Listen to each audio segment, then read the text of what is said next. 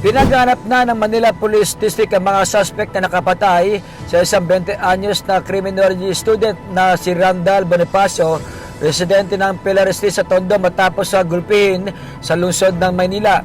Ayon kay Police Lieutenant Colonel Roberto Mupas, hepe ng Raksabago Police Station, na kabilang sa mga suspect ay si Prince Eitan na Sapanta, 18 anyos, na hinahunting na ng Police Maynila. Sa investigasyon ng mga otoridad, pauwi na ang biktima at kanya mga kaibigan matapos sa mag-inuman sa isang bar sa bahagi ng North Bay Boulevard. Bandang alas 5 na umaga noong Biyernes, October 20, nang bigla na lang umanong hampasin ng paulit-ulit na hollow block ang biktima.